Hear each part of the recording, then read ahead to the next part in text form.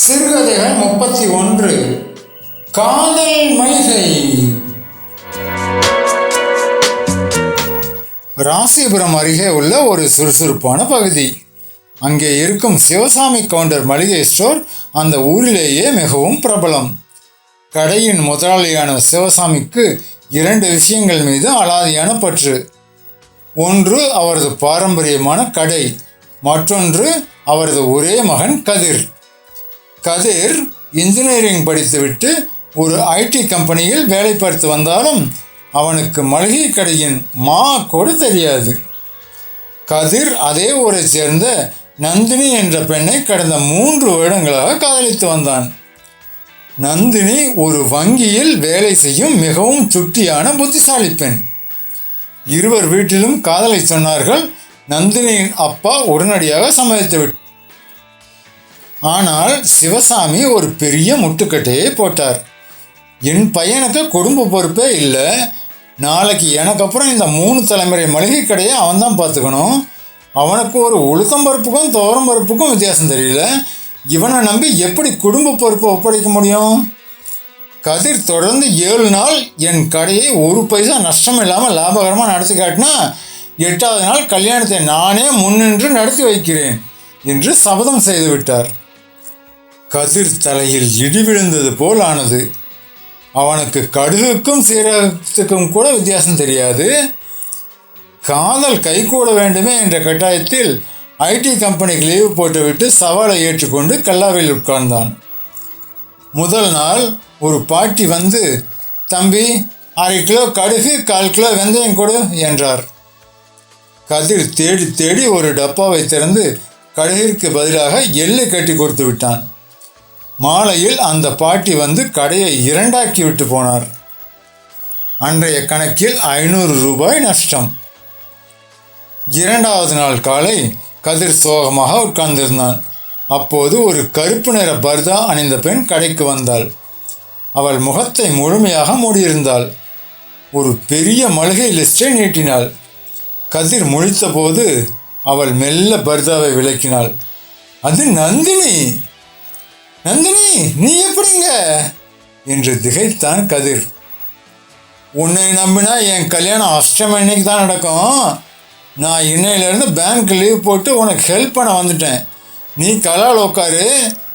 யார் என்ன கேட்டாலும் நான் குடோன்லேருந்து எடுத்து தரேன் என்றாள் நந்தினி கண்ணடித்து கொண்டு. அடுத்த 5 நாட்களும் காதல் மளிகை களை கட்டியது.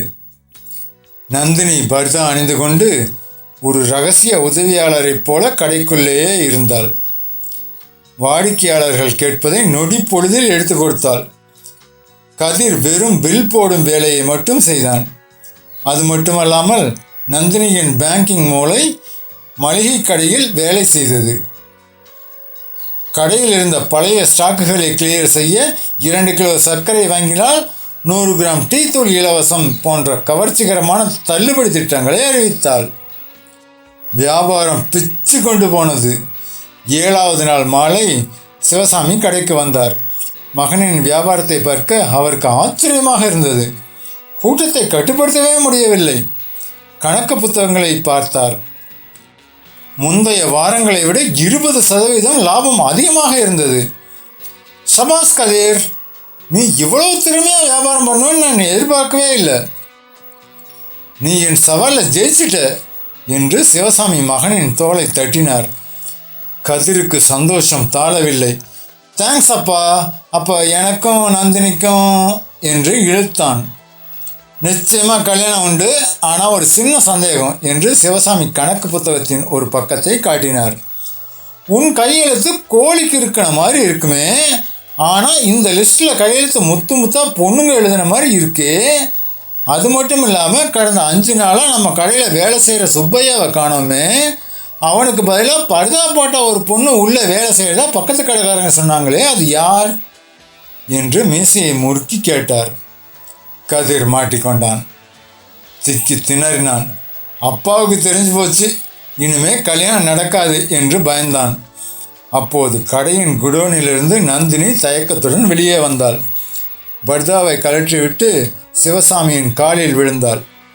என்னை மன்னிச்சிடுங்க மாமா, கதிர் உங்கள் சவாலில் தோத்துட்டா நம்ம கல்யாணம் நின்றுடுமோன்னு பயந்து தான் இந்த மாதிரி குறுக்கோளில் ஹெல்ப் பண்ணேன்.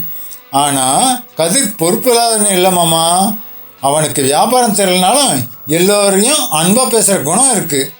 நான் கூடவே இருந்து அவனுக்கு மளிகை கடையை முழுசாக கற்றுக் கொடுக்குறேன் என்று கண்ணீர் விட்டாள். சிவசாமி சில நொடிகள் அமைதியாக நின்றார். பிறகு சத்தமாக சிரிக்கத் தொடங்கினார். நந்தினிமா, எழுந்திருமா. கதிர் ஒரு மளிகை கடையை நடத்த லாய்க்கு இல்லாதவன்னு எனக்கு நல்லாவே தெரியும். ஆனால் அவனுக்கு ஒரு கஷ்டம் வரும்போது நீ அவனை கை விட்டுட்டு போறியா இல்லை அவனுக்கு தோள் கொடுத்து நிற்கிறியான்னு பார்க்கத்தான் நான் இந்த சவாலையே வச்சேன். ஒரு குடும்பங்கிறது கணவன் மனைவி 2 பேரும் சேர்ந்து ஓட்டுற வண்டி. அவன் பலவீனத்தை நீ சரி கட்டிட்ட. என் பையனுக்கு உன்னை விட ஒரு சிறந்த பொண்ணு உலகத்தில் கிடைக்க மாட்டா என்றார் சிவசாமி பெருமையுடன். எதிர்பாராத இந்த வசனத்தை கேட்டு கதிரும் நந்தினியும் திகைத்து நின்றனர். சிவசாமியின் மாஸ்டர் பிளான் ஒரு கலகலப்பான காதலை கல்யாணத்தில் கொண்டு வந்து சேர்த்தது. மளிகை கடையில் மிளகாய் வாசம் போ கல்யாண மாலை வாசம் வீசத் தொடங்கியது. நண்பர்களே, உங்களுக்கு பிடிச்ச தலைப்பையும் ஜேர்னரையும் கமெண்ட்ல சொல்லிட்டு போங்க. நாளைக்கு அதே ஜேர்னர் தலைப்பில் சிறுகதை எழுதலாம். அதுக்கு முன்னாடி இந்த சேனலுக்கு சப்ஸ்கிரைப் பண்ணுங்க, லைக் பண்ணுங்க, கமெண்ட் பண்ணுங்க. தேங்க்யூ.